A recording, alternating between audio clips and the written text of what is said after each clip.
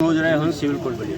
जी, मनोज हंसा जी, जिस तरह से नंदलाल गुप्ता ने लाइफ सुसाइड किया था, उसके बाद सारे जो आरोपी लोग थे, सारे लोग लगभग छूट गए, क्या कहेंगे? सारे लोग नहीं छूट गए हैं, 7 लोग छूट गए हैं। और ये 7 वो लोग हैं जिनके पास पैसे थे, जिन्होंने पैसा दिया, पैसा पहुंचा, केक कटा न्यायालय में केक बटा, कुछ वकीलों में भी बटा, कुछ न्यायाधीशों में बटा और जमानत मिल गई। और जो लोग पैसा नहीं दे पाए हैं उनकी जमानत आज भी नहीं हो पाई है। सीधे समाज में नहीं, बलिया के जनपद में ही नहीं, पूरे उत्तर प्रदेश में इस बेल की, इस जमानत की बहुत ही गंदी चर्चा हो रही है और न्यायालय पे सीधा आरोप लग रहा है कि न्यायालय बिक रहा है। हड़ताल में जमानत होना एक गलत काम है। जमानत भी हुआ तो उसमें से 7 का हुआ, 5 का क्यों नहीं हुआ? इसलिए कि 7 पैसा दिए, 5 नहीं दिए। आज भी उनमें जमानत में डेट पड़ रही है, उनकी जमानत क्यों नहीं हुई? नंदलाल गुप्ता में ही वो 5 मुलजिम हैं, जबकि इनसे इन्फीरियर उनका रोल है, क्यों नहीं हुआ? तो न्यायालय के बारे में प्रश्न चिन्ह उठा है और न्यायालय पर बहुत बड़ा आरोप लगा है और न्याय पर से लोगों का विश्वास उठा है। और मेरा भी मानना है कि ये गलत हुआ है। अगर ऐसा ही होना था और न्याय बहुत ज़रूरी था तो तमाम न्यायालय में जो हड़ताल के दौरान जो भी कैदी बंद हुए, तमाम लोगों की दरखास्त जेलर के माध्यम से मंगा करके और ये जिला एवं सत्र न्यायाधीश सबकी जमानत दे देते। अभी भी हड़ताल चल रहा है, वो मंगाएं और दे दें, क्यों नहीं दे रहे हैं? तो ऐसा माना जा रहा है कि जिस जज के द्वारा जो है ये जमानत दी गई है वो जज ही बिके हुए हैं, तो क्या मानते हैं, किस वजह से? भाई देखिए, अब जज बिके हैं, जज अगर एक जज बिका और ऐसी जमानत हुई जो हाईलाइटेड मामला था तो पूरा न्यायालय में प्रश्न चिन्ह उठा। केवल एक जज के बिकने की बात नहीं है, ये पूरे न्यायालय पर, यहाँ तक कि हम वकीलों पे भी उठा है। हम वकीलों ने अपने सफ़ेद कुर्ते पे लगे दाग को धोने के लिए हम लोगों ने बहिष्कार किया। आम सभा की, संसद की मीटिंग बुलाई। मीटिंग के बाद हम लोग सीजीएम के यहाँ गए। सीजीएम के यहाँ जा करके बेल बॉन्ड स्वीकृत होने से हमने रोकने का निवेदन किया और उन्होंने रोका भी। इसीलिए जमानत होने के 3 दिन 4 दिन बाद तक वो लोग जेल में रहे, लेकिन हम लोग नहीं रोक पाए पूरा का पूरा। हम लोग जमानत नहीं रोक पाए।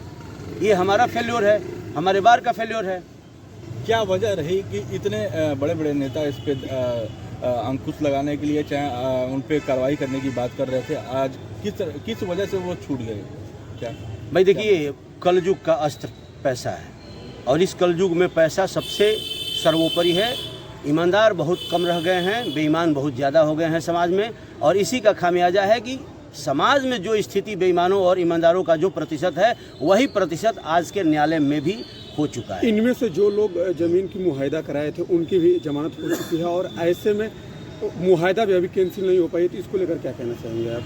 देखिए, मुआहदा जिला मजिस्ट्रेट को कैंसिल करने का कोई अधिकार नहीं है, ये सबको पता है।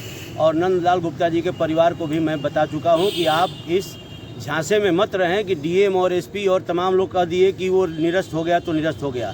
आप सिविल कोर्ट में जा करके कैंसिलेशन का मुकदमा करिए, नहीं तो ये लोग बाहर निकलेंगे और जो भी चीज़ कराए हैं वो फिर वापस ले लेंगे और आप कुछ नहीं कर पाएंगे। मैं ये उनको कानूनी सलाह में दे चुका हूं, भले मैं उनका वकील नहीं हूं, लेकिन उनको जो भी राय होती है, इस जमानत के बारे में भी मैंने 10 दिन पहले उन तक अपनी बात पहुंचाने की कोशिश किया था। चूँकि उनका नंबर नहीं था मेरे पास, तो इनडायरेक्ट रूप से मैंने पहुंचाया। 10 दिन पहले मैंने ये खबर पहुंचा दिया था कि बेल होने वाली है। वहाँ से भी गलती हुई है। अगर जमानत के दिन या जमानत के दिन जिस दिन उनके द्वारा काउंटर दाखिल किया गया, अगर उनके वकील के माध्यम से काउंटर न दाखिल करके अगर एक दरखास्त दाखिल कर दी गई होती कि मुझे आपके न्यायालय पर विश्वास नहीं है, मेरा जमानत का ये प्रार्थना पत्र किसी अन्य न्यायालय में स्थानांतरित कर दिया जाए, तो जमानत रुक गई होती। तो क्या वजह रही कि वकील साहब ये कार्रवाई रुकवा नहीं पाए? क्या भाई देखिए, मैं क्या कह सकता हूँ, उनके वकील हैं, वो जाने, इसके बारे में हम नहीं कह सकते। अगर मेरे, देखिए, उनका क्या कहना है कि मैं जिसके पास जा रहा हूँ मैं क्या करूँ। कल वो मुझसे मिले थे, जिसके पास जा रहा हूँ वही बिका हुआ मिल रहा है। हमने कहा देखिए, आप ऐसे ही लोगों के पास जा ही रहे हैं जो बिक रहे हैं।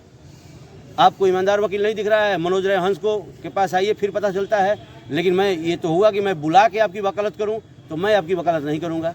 लेकिन आपका काम है खोजना अच्छा वकील। तमाम अच्छे वकील हैं, लेकिन आप उन्हीं के पास जा रहे हैं जो बिक रहे हैं, तो जाइए। तो क्या मानते हैं कि न्यायालय से भी न्याय नहीं मिलेगा? अब भाई, न्यायालय से कहाँ न्याय मिलेगा? हड़ताल में बंद हुए हजारों, जमानत मिली किसी एक मुकदमे में, ये न्याय है? मैं नहीं मानता हूँ न्याय। मैं वकील समाज से जरूर आता हूँ, लेकिन मैं इसका घोर विरोध करता हूँ। और ये ऐसा विषय है जिस पर पहली बार न्यायालय पे इतना बड़ा आरोप लगा है, जिस आरोप को धुलने में बरसों लगेंगे। पुलिस प्रशासन द्वारा लगातार ये कही जा रही थी, गैंगस्टर लगाने की बात कही जा रही थी और चार्जशीट दाखिल करने को लेकर कही जा रही थी। इन प्रक्रिया में क्या कुछ जानकारी है कि इसमें क्या? देखिए, गैंगस्टर लगाने वाली बात मैं और मेरे अधिकार सेना के राष्ट्रीय अध्यक्ष अमिताभ ठाकुर जी गए थे और सौम्या अग्रवाल डीएम थी उस समय। सौम्या अग्रवाल डीएम के द्वारा कहा गया है कि चार्जशीट दाखिल करने के बाद हम गैंगस्टर लगाएंगे। अगर गैंगस्टर नहीं लगता है तो मैं और राष्ट्रीय अध्यक्ष जी वर्तमान डीएम से सवाल पूछेंगे और पूरी उम्मीद करिए कि हम गैंगस्टर लगवा के रहेंगे। रहा था कि भाजपा सरकार अपने नेताओं पे दर्ज मुकदमे को वह वापस नहीं ले रही है और भाजपा सरकार की छवि साफ सुथरी है।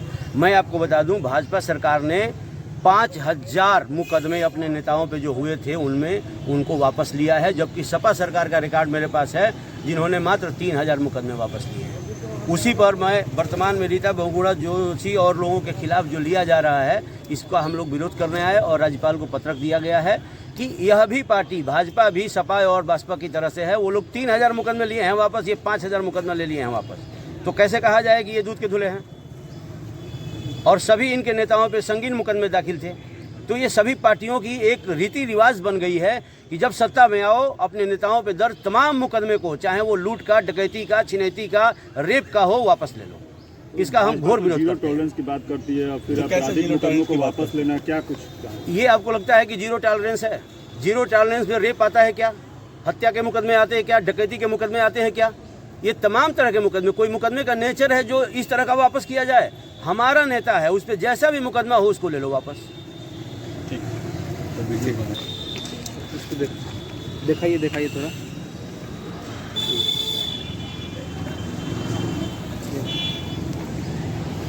जाएगा।